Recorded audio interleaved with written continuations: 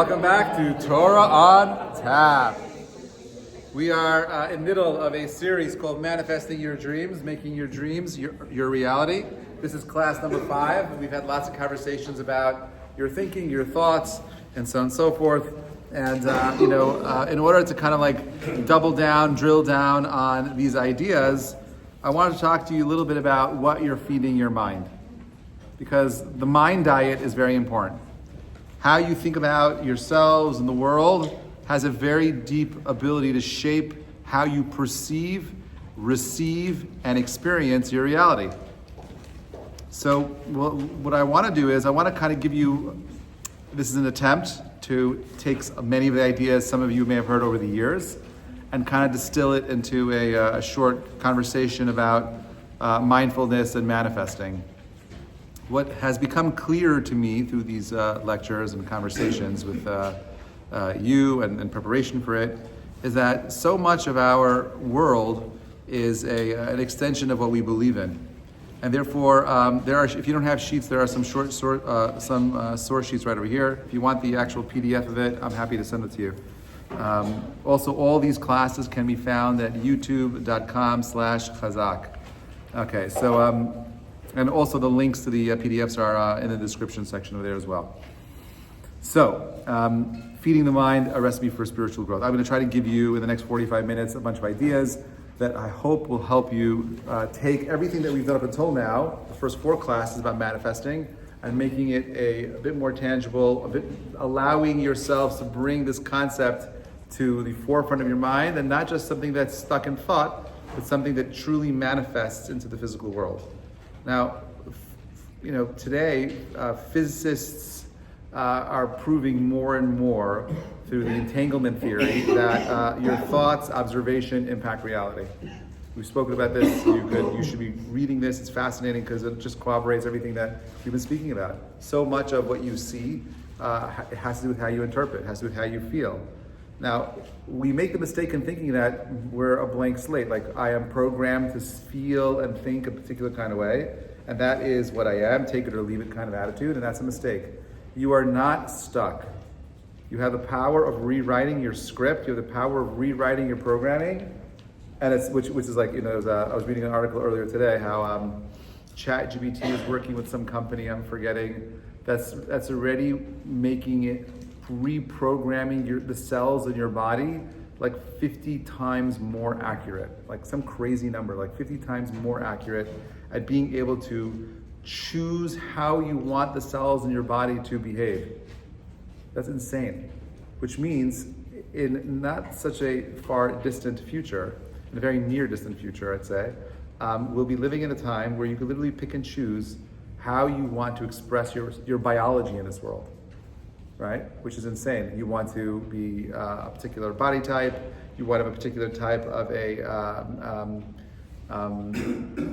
what's the word I'm looking for right now? When you could metabolism, you want a super fast metabolism, you want to be able to hold your breath longer underwater, you want to be able to run faster. All these things are somewhat limited by biology, but obviously a lot of it has to do with the training. But how much easier is it to do the training when you can push beyond limits? Right? So, for example, when God says to Moses at the burning bush, "Don't worry about it. I know you're a stammerer, but I will be with you." The way I think of that is like having ChatGPT in your pocket. You're walking into Pharaoh. Don't worry about it. You got God in the cloud. He's coming down. He's like, "Say this, do this," and you're doing it, and you're killing it. Right? He frees 2.5 million people. He splits the sea. Does all these amazing things because he has superpowered artificial alien intelligence literally ringing in his mind, telling him exactly what to do, taking a guy who's good and making him into something that is great. Okay, let's look at Perkei Avot, number 1. So the Mishnah over there tells us, right? Beloved is Israel, that they got this precious vessel was given to them. Right? What is that? It should even be more impressive than they got this special vessel. The special vessel or instrument that was used to create the world. For God gave you the instructions, right? Forsake not my teachings. This is a verse from Proverbs, and this is the Mishnah in Perkei Avot, and he's telling us that the Torah is the instruction manual, right? And I'm sure you've heard this idea before. The Torah is the blueprint for life. It's the instruction manual. It's the Hitchhiker's Guide to the Universe. All these nice ideas, but Rabbi, what does it truly mean? And I want to help you unpack that for yourselves. Everything in the world that you purchase comes with an instruction manual, right? You go onto Amazon, you buy something, a lamp comes with an instruction manual, right? You get yourself something new, even you buy yourself new clothing, it comes with instructions on how to dry clean it, how to wash it, cold, hot, all these different kind of temperature things. I still don't understand any of it, but there's all kinds of instructions that comes with everything. But when it comes to the most important part of your experience in this world, which is you, there is no instruction book. I think that's strange. Everything in the world has a clear, concise, expressive, detailed even, manual that tells you how to use it. But when it comes to how to be a human being, how to use your own personal user experience, it's silent, right? You got crickets. Why is that? Why does God create a world, or why is there a universe with so much design, so much wisdom imbued in it, but yet when it comes to being ourselves, it's like sink or swim or sink, right? Do or die. Why can't it just be clear? Why can't we live in a reality where something was given to us with a clear set of instructions that allows us to kind of express what it means to be the best of me? Like, wouldn't it be cool if you could just find the creator and say, hey, can you just give me the book of me, and tell me how to use the book of me so I could be the best me? Because who here does not want to be the best them? Every single person here tonight wants to be the best version of yourselves. But you're a vessel that contains something super precious inside of it. It's called your soul. And we'll explain why the instruction manual isn't there. But I think that there is an instruction manual, and I think this is where we misunderstand what the Torah is. You think that the Torah is just a set of stories, or maybe even some allegories, or maybe for some of you even myth, right? Biblical lessons, teachings, laws and commandments, rules and obligations, restrictions, ancient history. This is not what the Torah is. The word Torah comes from the words hora'ah, which means literally instruction manual, right? But Rabbi, when I read the story and I open up the book of Genesis, I don't see an instruction manual. It says in the beginning, God created the heavens and the earth. It talks about the story of Adam and Eve, the story of Cain and Abel, the story of Lamech, the story of Noah, and the story of all these interesting people and so on and so forth. But how does that teach me anything about life? Or better yet, how does that teach me about the book of me? So let's try to unpack that. The Gemara says as follows. It says, Lo Yisrael ru'in lo ma'aseh. Likewise, the Jewish people were not fit to act as they did at the incidents of the golden calf. Right? It is written, who would give that they had such a heart as this always to fear me and keep all my commandments, as it might be good for them and their children forever. Meaning, God created a world where He gave the Torah to the Jewish people so that they could go ahead and benefit from it. But they sinned at the golden calf, right? And as a result, why do they perform these sins? It serves to say that an individual has sinned. One says to him, go to that famous individual who sinned. King David, who learned from him, they could repent. Basically, the reason why the Jewish people sinned at the golden calf was to teach us how to repent. But on a deeper level, Midrash also says that the reason why we sinned at the golden calf is because had we maintained that level of spirituality, we would have reached the levels of angels. And if you would have reached the levels of an angel, you and I would not be here today, because angels don't need to procreate. They don't feel the need to leave over a legacy. They're created in a perfect state. And therefore they have to descend into this thing called sin to restart the process of rectification. And I like to think of, the dark bowl metaphor. So you have a dark bowl, right? It's filled with like a black gooey liquid. How do you change that liquid and make it clear? So you could put it through a filter, right? And then do that over and over again until the water gets clear. It'd take you thousands and thousands of tries to do that. Or you take a pitcher of clean, pristine water and you keep pouring it into that bowl until the gooey black substance is absolutely gone, right? And that's what I think about. That's what I think the true intent and the purpose of Torah is. This is why we put so much of an emphasis on this idea of learning. Jewish education is so important because we believe that education will set your mind free. That critical thinking and study is what gives you the ability to really choose to make your future a reality. But we're distracted. Our minds are gunked up with garbage of the 21st century, social media and whatnot. I'm not saying all of it is bad. Some of it is really cool. Some of it is a lot of fun. Some of it is very interesting. Some of it we need just to chill, but we don't create enough boundaries in choosing what we pour into those most precious vessel in the world, which is your mind, right? You could put whatever you want in there, but you make sure it's balanced. Make sure you purify it. How do you purify it? There's something pristine about the study of Jewish wisdom that allows us to remove the gunk from the mind and allow us to overcome those things that are holding us back. This is what it says.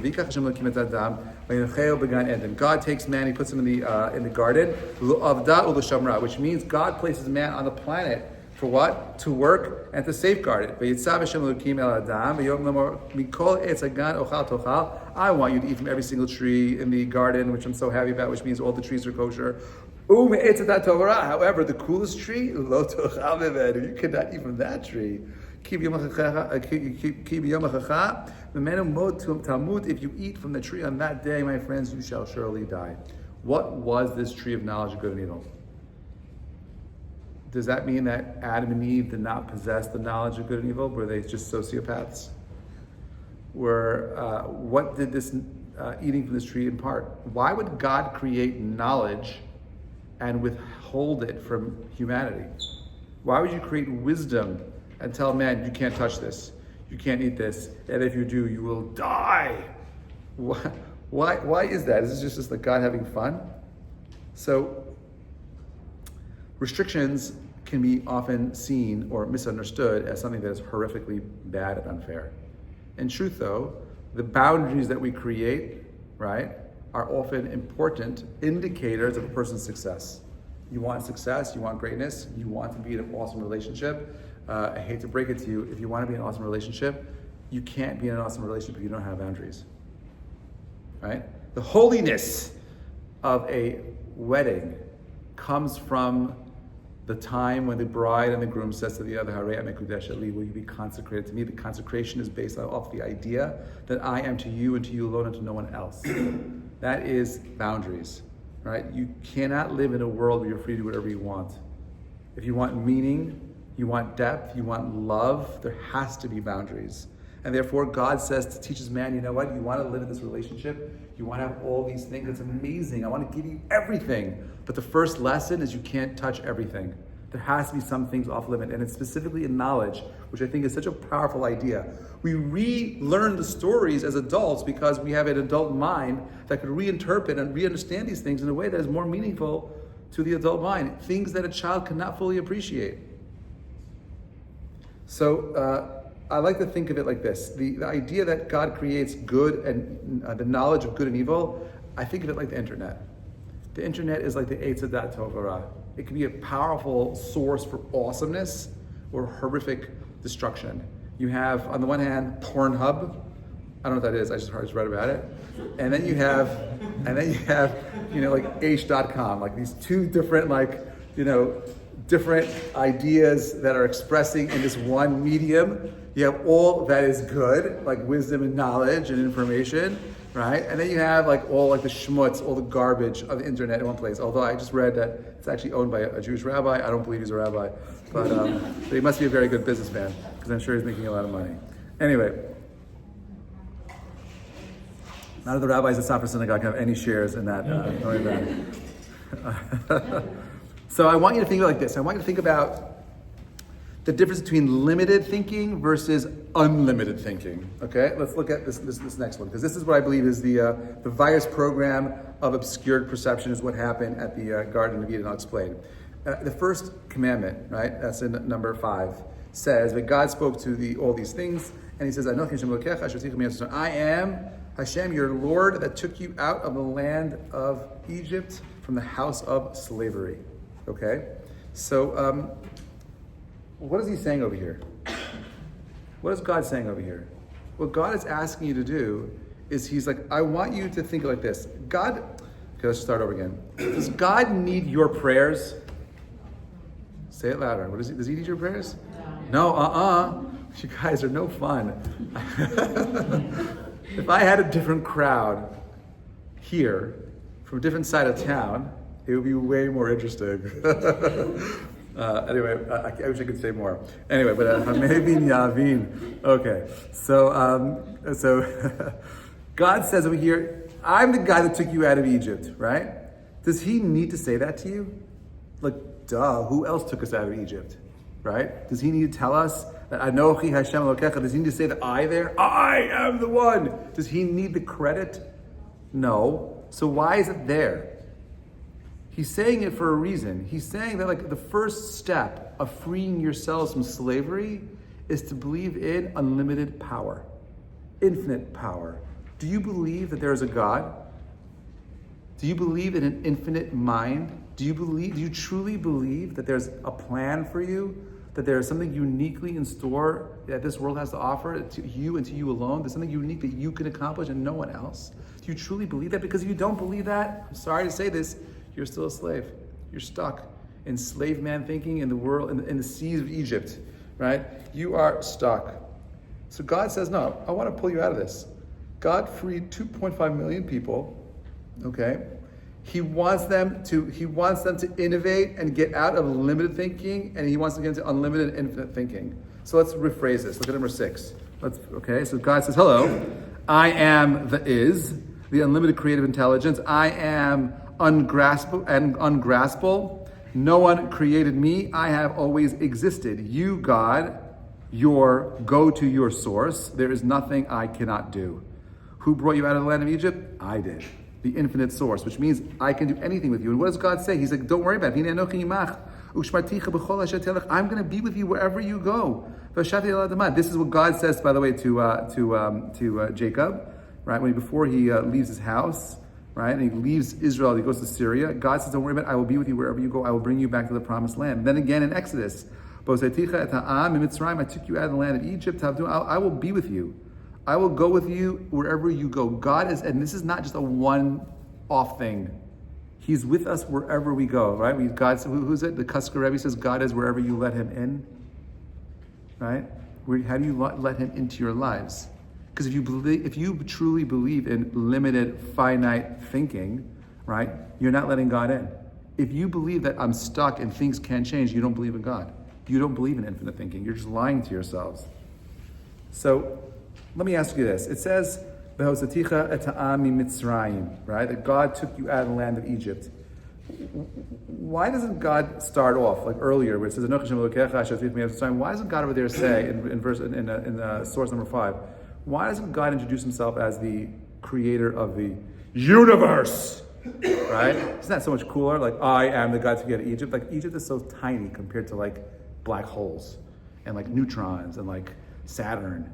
You know, so many more things in the universe that are so cool. Why just the Mitzrayim? I took you out of Mitzrayim, right? So there's different kinds of answers that the rabbis will give you, but one of them is that he's with us in exile. I took you out of exile. Like I was with you in exile. I'm taking you out of the exile. We're together. Whenever you're in your hardest, most difficult moment in life, know that God is there with you. That's one beautiful idea. But I think there's something more than that. The word Mitzrayim comes from 2 words, Metzer and Yam. Right? What does the word Metzer mean? It means to constrict. What is Yam? The ocean, right? Or sea. So this is the sea of constriction. What is the sea of constriction? The sea of constriction is the place where the people are unable to think for themselves. They're stuck. There's a narrow-mindedness, an inability to see truth, inability to think big, an inability to think out of the box. So God is the God that took you out of the sea of constriction. He took us out of a place of finite thinking and brought us into a place of infinite thinking. He literally helped expand our minds, right? Paradigm shifts. That's what happened when we left Egypt. Our whole entire understanding of reality was broken. We split the sea, we split the ocean, the heavens were broken, everything opened up, we pulled the veil behind the curtain, and we saw the Wizard of Oz. Right? We saw truth, whatever that means. And we held on to that truth, and that truth helped us escape the hell of living in a slavery of Egypt. You know, it's interesting. It says that every day a person should see themselves as if God brought them out of Egypt that very day. Why? Because the real intention of that is not just slavery, the shackles of the body, but but it's more about the shackles of the mind. You're free. Stop believing that you're stuck. Your limited thinking is what's preventing you from manifesting your reality. You're holding yourselves back from achieving more. God wants to give you everything. And the only thing that is preventing him from doing it is you. You're doing it to yourselves. He wants you to have infinite consciousness. And look at, it's interesting. We just started reading the book of Exodus. The book of, the English translation for the book is Exodus, but in Hebrew, what do we call the book? Shemot. It's called the book of names, which is a horrible name, by the way, book of names. Now, what's interesting is that it does begin with names. Now, these are the same names we read about before, nothing new over there. It's like names again, the same names, like right? And then at the end, it tells us a fascinating story about a maid, Shifra and Puah, these midwives. Doesn't really give us their names. Rashi says Shifra and Puah. These were like the names that described their work and how they calmed the babies. Was not really a description of who they were. They were Yocheved and Miriam, but like no names. And then most famously, it says V'yikach ish. Shevet Levi, a man from the tribe of Levi, takes a daughter from the tribe of Levi, and they get married. And who is that? That's Amram and Yocheved, but like no names. For a book of names, you're starting off by not telling me the names. Like, make up your mind, which one is it? Like, it should say no name. Lo Shemot. These are not their names. Like, which one is it? But what I think the Chumash is doing in Shemot, if you're thinking like an adult, what's really happening there is it's telling us that if you have no name, you have no identity, right? If you have no identity, you're aimless, you're stuck. You can't express your own potential. You have no vision. You're in Nowheresville, right? They created a limited mindset. They were stuck and they were unable to escape their reality. That is what the story is about. The stories are not just stories. The stories are about you literally using the book as its metaphor, its storytelling to help upgrade your own thinking about the world. Well, what does it mean to have an identity? What does it mean to be free? How am I expressing my freedom? Let's go back. Okay,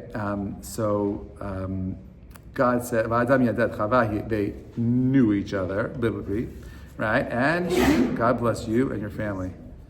It's kind, kiniti ish et Hashem, right? And Chava says, I call him Cain because I acquired man. Okay,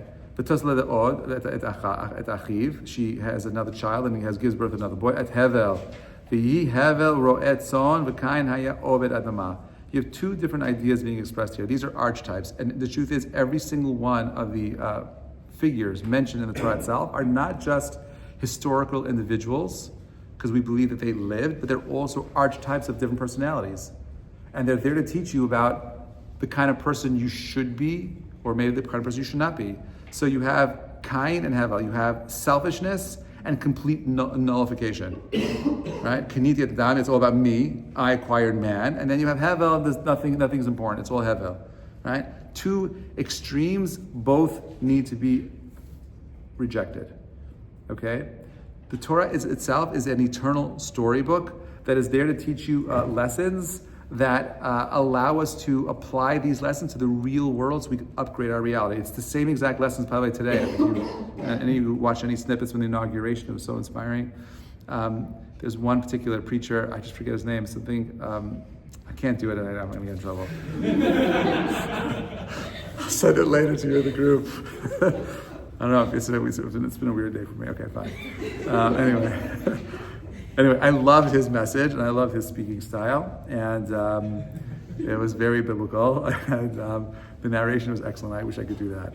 All right, one day I will, B'ezrat Hashem. Okay, fine.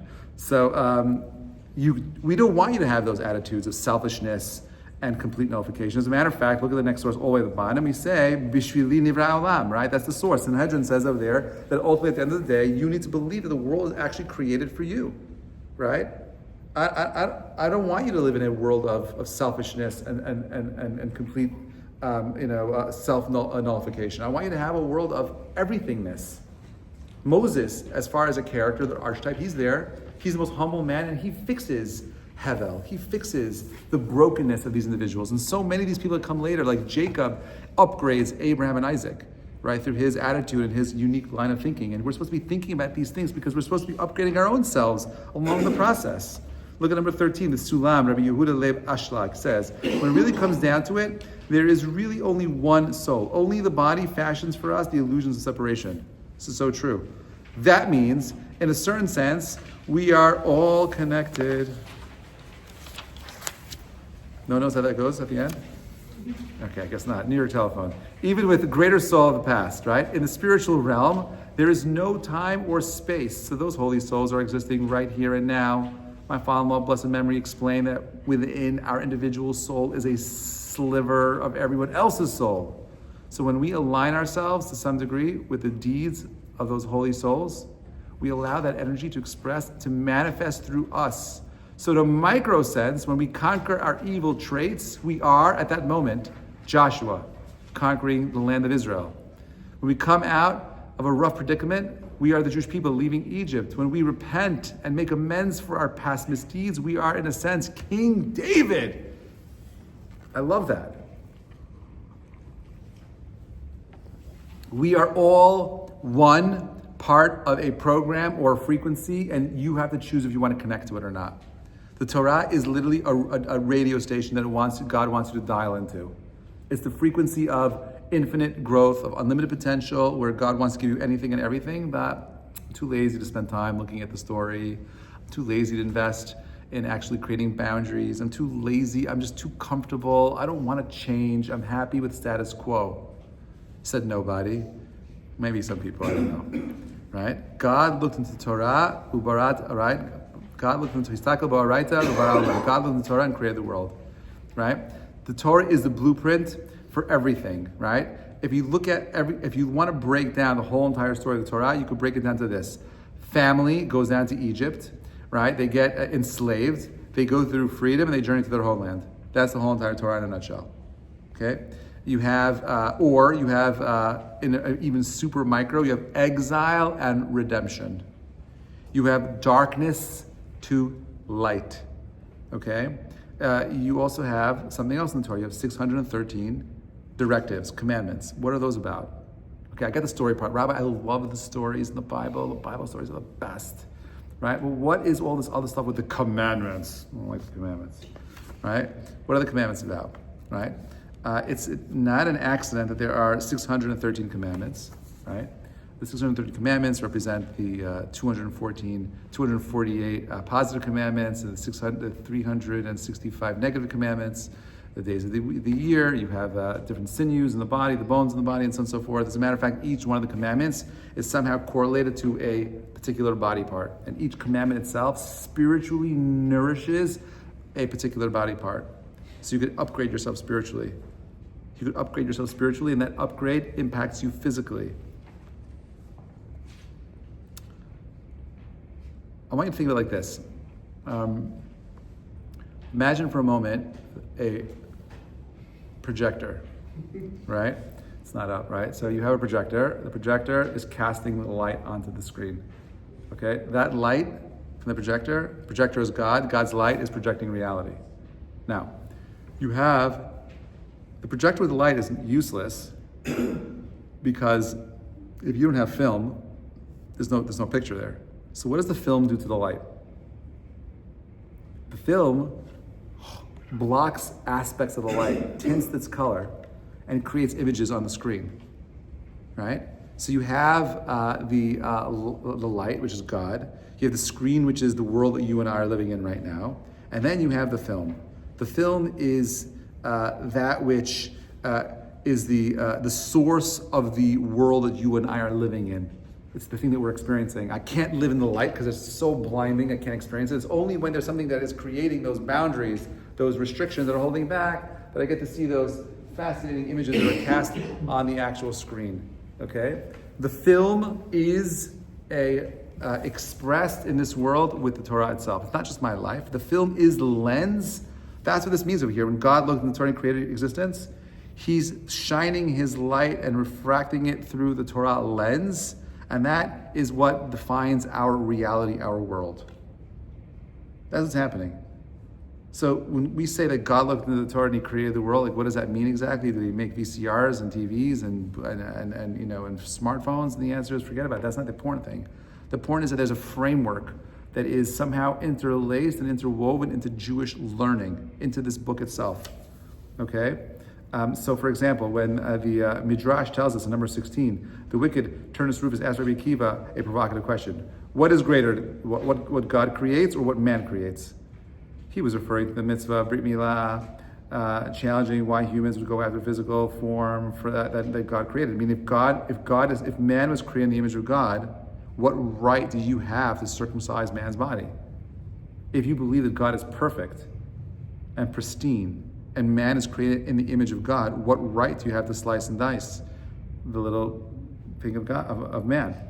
So Rabbi Akiva responds by presenting with him 2 items, a bundle of raw wheat and a stalk of baked cake. He asked Turnus Rufus, which was better. Turnus Rufus admitted that the cake made by human's hand was superior to the raw wheat. Rabbi Akiva explained that this demonstrates how human action can elevate and perfect what God creates, fulfilling the divine purpose. Similarly, the mitzvah of Brit Milah represents humanity's partnership with God in perfecting creation. We are imperfect, perfect beings.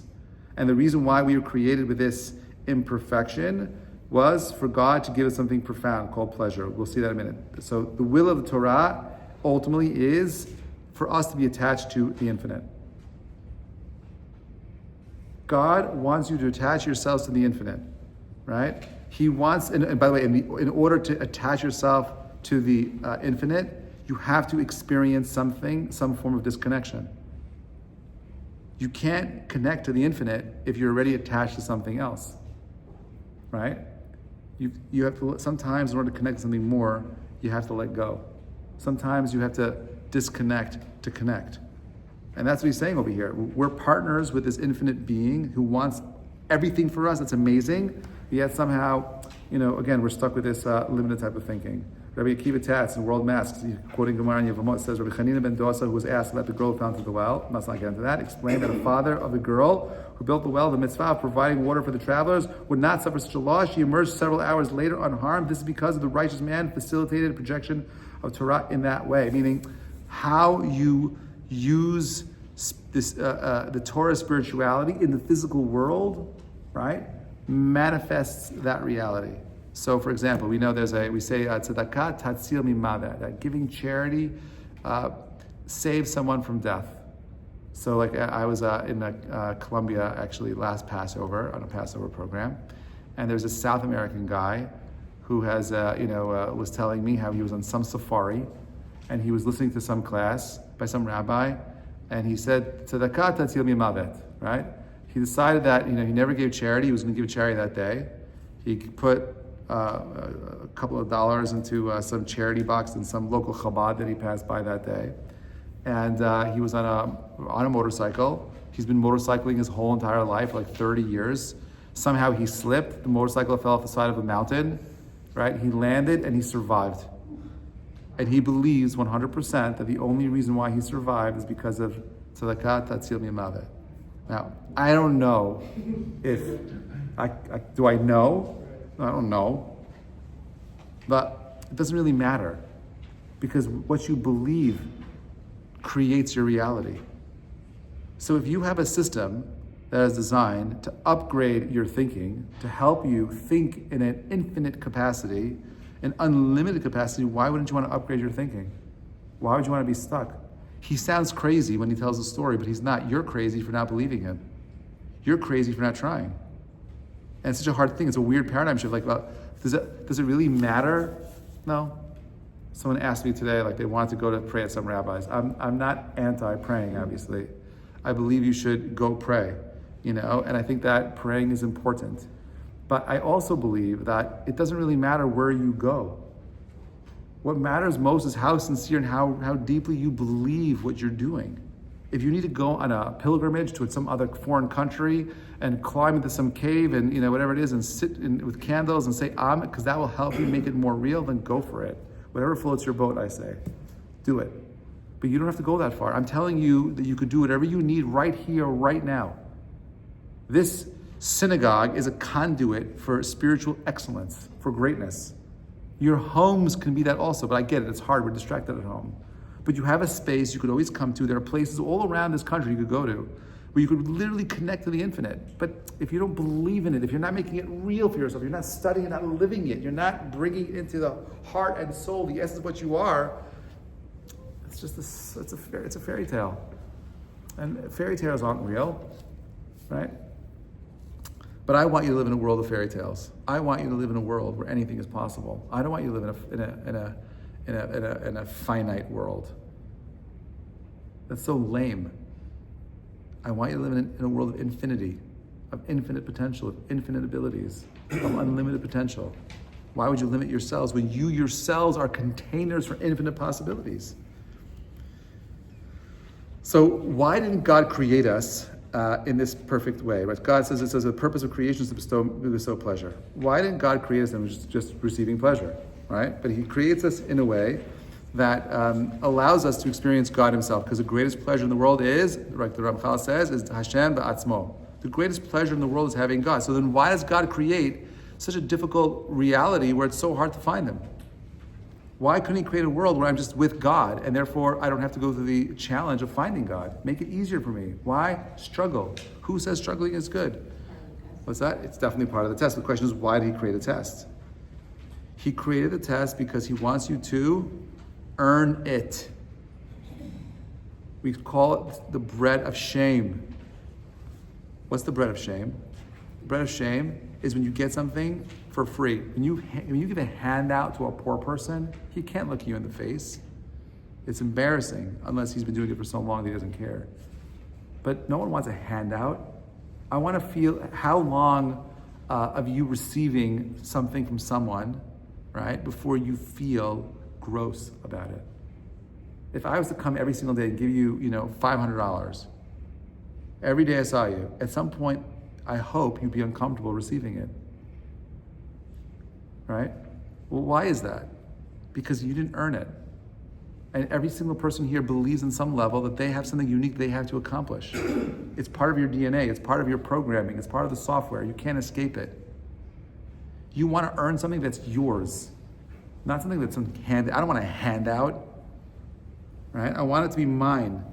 So what does God do? He creates a world where He pulls Himself back. So He creates the space where you could actually earn it. So it's yours.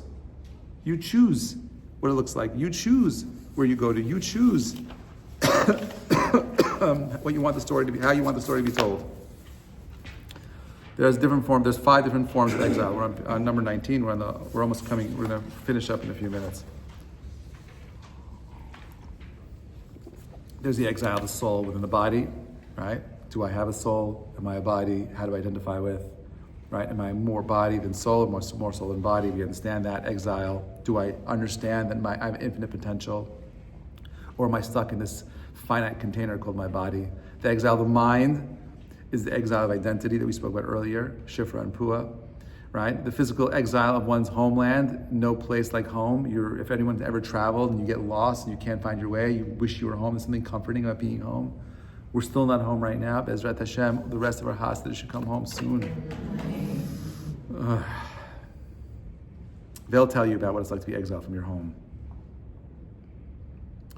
The exile of Torah, right? The idea that we are unable to find our unique expression within the Torah itself. The Chachamim tell us there's 600,000 neshamot in the world, and that each one of those different souls represent a different letter in the Torah. We're all connected somehow in the software of things, in the program of things.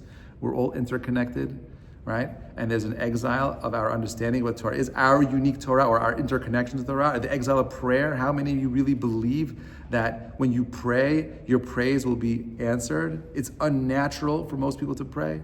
We don't know it. We're uncomfortable doing it. Like, what does that even mean to pray? Like, we're in exile right now. Do you understand that the whole thing is broken? This is what we cry about on Tisha B'Av. This is what we cry about on Shavasar B'Tammuz. This is what's lost.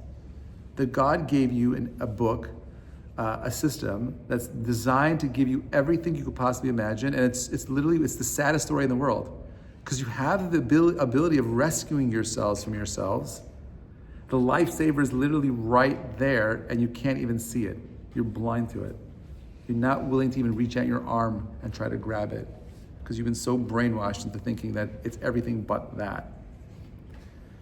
Number 20, a king who went for a stroll with one of his servants during their walk, they came upon a tall tower with winding staircase that rose higher and higher. Along the walls of each step of the tower hung portraits, each depicting a different person. As the king and the servant ascended the tower, they paused. The king pointed to one of the portraits, asking the servant for his opinion of it. The servant remained silent. So the king explained, "This portrait represents who you will become in the world below." Shocked, the servant replied, "No way. I like it here. I do not want to be that person." The king then reassured the servant, explaining that in the grand scheme of things, it's the ultimate good. The servant, representing the soul, finally agreed to descend into the body, leaving its pure and elevated state above. The lesson is that the king, our creator, guides the soul to understand its purpose and mission. Even though the soul transitions from its beautiful spiritual existence above to inhabit a physical body with all of its challenges and influences, the descent is necessary for fulfilling its role in creation. We need free will, which is how we are able to overcome our current distractions, our current limited thinking. We say Na'aseh v'nishma, right? And the angels came out and said to God, who taught them a secret, Na'aseh v'nishma, right? The idea that I will go out, I will do, and I will listen, right? Just be someone who's ready to jump in, like Nachshon ben Aminadav. Jump into the ocean, just go ahead and do it. That's how you overcome these unfortunate, negative thinking. Just run in and just do what you got to do. We say every single morning in our prayers, for those of you that do it in the morning, at least the morning prayers, the morning brachot, we said, Haravna Hashem Elokeinu et divrei Tortecha b'finu b'piyut amcha Beit Yisrael. God, please sweeten the words of the Torah in our mouths and the mouths of our nation. Right? Ubeit Yisrael v'niyah nachnu v'tzitzenu, may us and our offspring, v'tzitzet and our great grandchildren, kulani yudei shemech, let us know their name. Lomdei Tortech lishma, hamalem Torah l'amo Yisrael. Bless you, Lord. What is he talking about in this bracha? I want a connection to the truth. I want a connection so I can understand what this guidebook is trying to guide me to. I want to understand my unique purpose. The stories that are there, everything about your particular journey in this world is not an accident. Everything that came up until this particular point in time and everything before that got you to this place in time is part of your unique journey. You're part of an amazing story. How it ends, how the script moves forward from here, you determine. You realize that you're the author. You're writing. You're the narrator in the story. You choose. You're not, there's no other author. There's no one else telling you what to do. You have the ability to break. If you believe that you're stuck and someone else is writing the story, you're still stuck in Egypt. You're Metzar Yam. But if you want to break free, you want to be able to say, Ha'avadim hayinu lepar. We were once enslaved. I'm no longer a slave. You got to break free. Number 22, he says as follows: the soul descends into the world not to remain pure, but to elevate the physical and transform darkness into light. Right? That's what we're here for. We are all connected. We're here to transform. You could either believe, like the story of the elephant and that little string that holds it back from moving forward. It's because of the many years of it being unable to tug on that string. Now that you're an adult, you have the power of breaking free. Don't be the elephant that is stuck. Rabbi Chaim Luzzatto, what the soul loses in its descent, it gains in its mission to bring holiness into the material world. That's what I believe you're here for. Rav Nachman says, faith is the ability to trust the process, even when the end is unclear. Lo alecha ligmor hadavar. My friends, you are not here to finish things. You're here to start things. Become a starter of things. Go out and do. Emunah is the power of belief. Make it real, and it will be real. Make your truths, and you will shift your reality around you.